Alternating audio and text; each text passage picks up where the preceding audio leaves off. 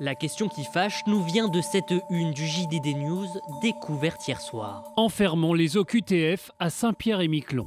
À Saint-Pierre-et-Miquelon, à proximité du Canada, il fait 5 degrés de moyenne pendant l'année.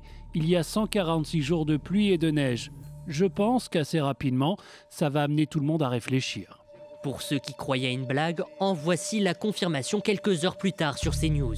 Soit vous rentrez chez vous, soit c'est Saint-Pierre-et-Miquelon. Pas la France, c'est fini, pas la métropole. Envoyer les OQTF sur un territoire d'outre-mer de moins de 6000 habitants, une proposition qui fait l'unanimité contre elle. Ils rêvent encore du ban de Cayenne ou je ne sais quoi. C'est la démonstration, une fois de plus, du mépris de Laurent Wauquiez et de la droite plus généralement pour l'ensemble des territoires ultramarins. Il y a quelques jours, j'entendais Laurent Wauquiez dire qu'il voulait une rupture avec le macronisme.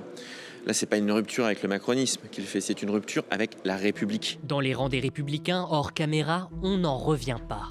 Pourquoi pas Fort Boyard? Il pète un câble. Je croyais que c'était un fake. Le député le plus concerné hésite entre colère et ironie.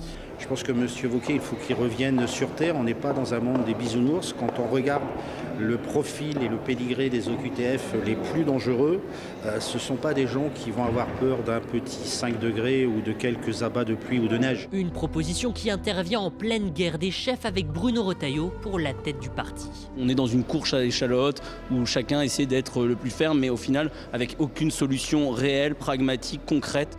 À 5 semaines de l'élection du président des Républicains, jusqu'où ira la surenchère à droite?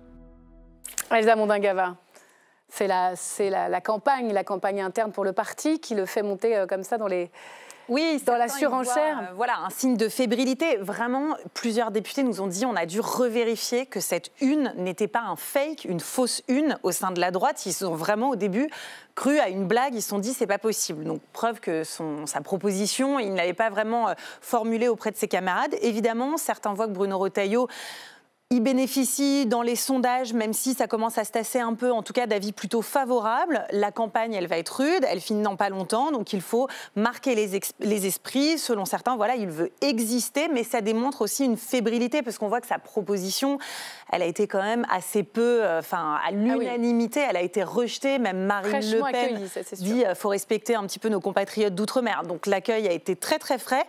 Mais ça existe et ses soutiens disent au moins voilà, ça a fait parler, c'est audacieux et au moins on parle de lui, on parle de sa proposition. D'où sort cette idée, Claire Cournuy? En effet, il faut contextualiser tout ça parce qu'il y a donc la proposition en tant que telle et il y a l'histoire qui se joue derrière. Et quelle est l'histoire? C'est l'élection à la présidence des Républicains. Et l'autre histoire, et en particulier pour Laurent Wauquiez, c'est qu'il faut percer le mur du son.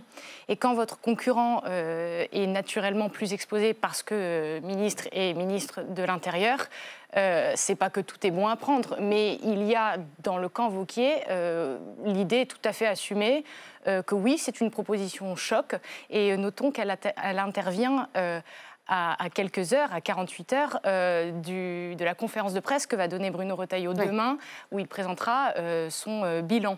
Et donc ce n'est pas tout à fait un hasard. Donc il essaye quoi? Il essaye de casser les pattes du favori Bruno Retailleau. Est-ce qu'en allant comme ça sur une proposition, on va dire, qui va parler à la base la plus radicale des militants des Républicains, il a une chance de remonter dans leur cœur en vue du scrutin?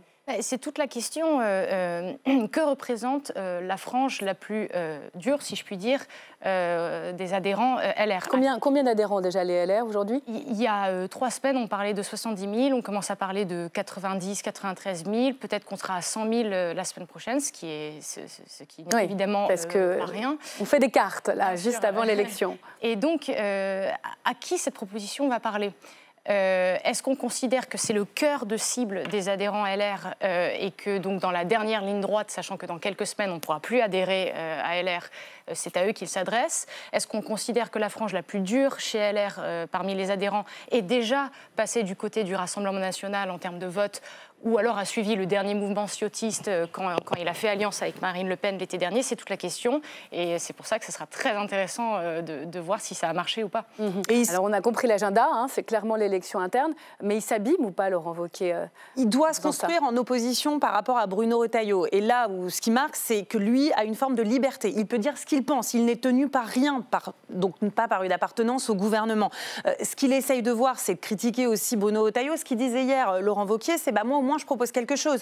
On voit bien que ce système des OQTF ne va pas, on voit bien que les pays ne veulent pas nous les reprendre. Bon, vous êtes d'accord, vous n'êtes pas d'accord, mais au moins je mets quelque chose sur la table.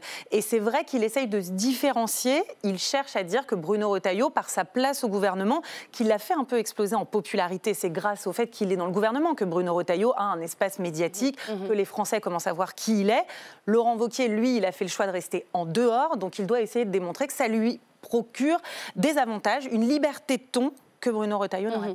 Bruno Retailleau joue gros aussi, parce qu'il présente son bilan, mais en matière justement de laissez-passer consulaire avec les étrangers délinquants sous OQTF, pour l'instant, on n'y est pas, même si il y a un réchauffement entre Paris et Alger, et on n'y est pas. Il y a la CMP, la commission mixte paritaire, sur sa loi, narcotrafic, demain.